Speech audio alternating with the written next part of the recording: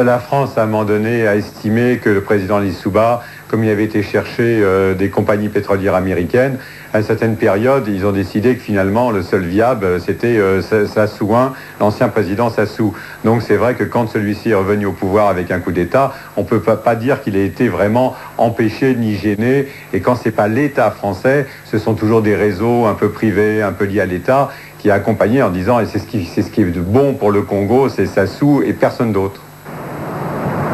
En septembre dernier, Elf Congo a mis en service 2 nouveaux gisements, augmentant ainsi sa production de 15%. Une donnée importante quand on sait que le pétrole fournit plus des 3/4 des recettes de l'État congolais. Officiellement, côté français, on minimise. La bataille autour de la rente pétrolière est une donnée du problème. Ailleurs, c'est la bataille autour du produit des mines diamantifères.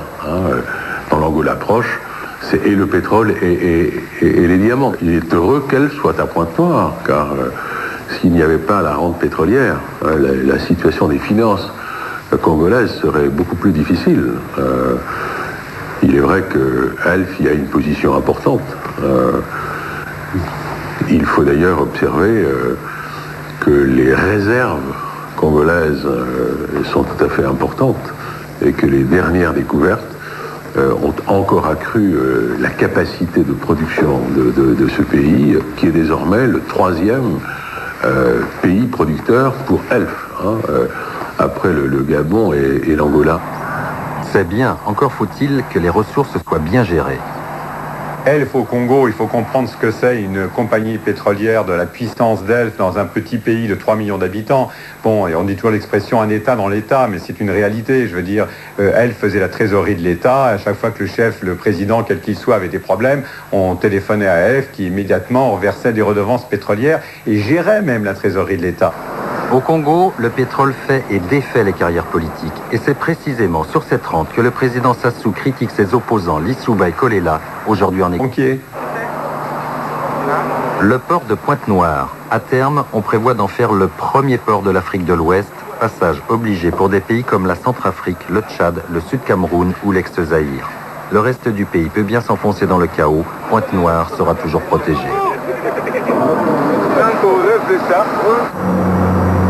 À moins de 200 km à l'est de Pointe-Noire, la ville de Dolisie.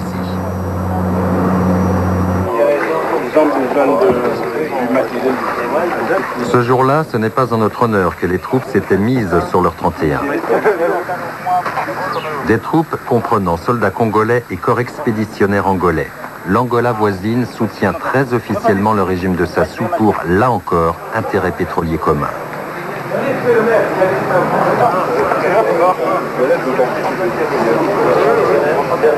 Un rassemblement en l'honneur de l'ambassadeur de France.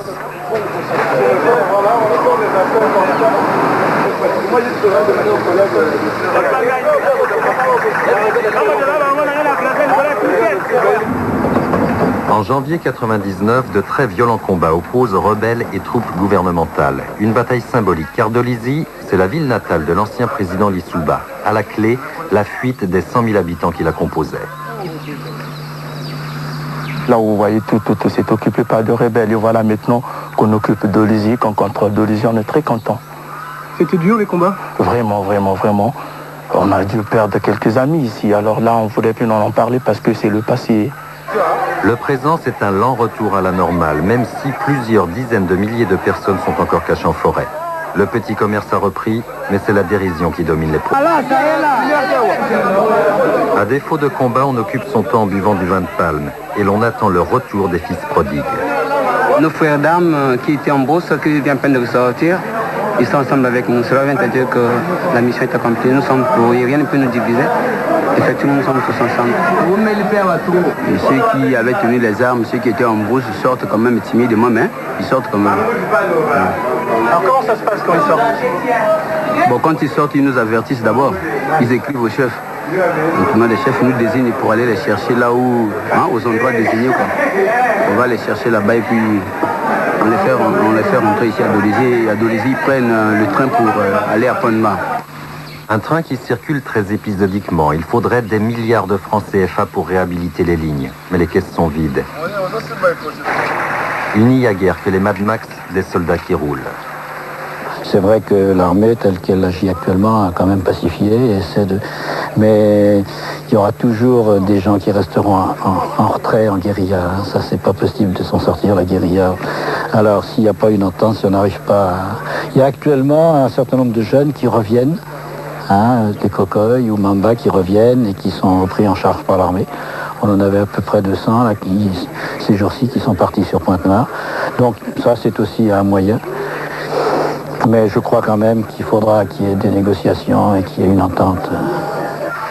Entente, réconciliation, c'est le souhait bien sûr des 3 millions de Congolais. Seulement, ils sont otages des 2 ou 3 factions qui se disputent pouvoir et pétrole depuis 10 ans et qui oublient le prix de la reconstruction du pays, estimé à 5 milliards de francs français.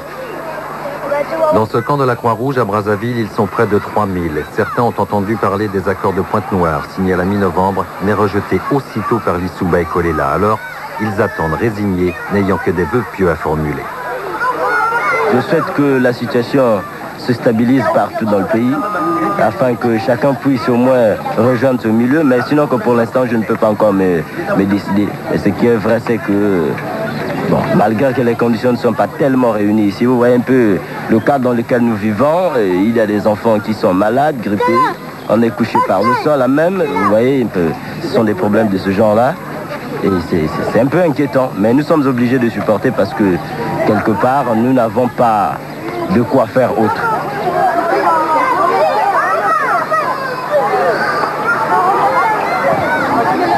En cette fin février, ils sont encore 2 à 3 000 qui arrivent chaque semaine hébétés à Brazzaville, doutant encore de la fin du cauchemar.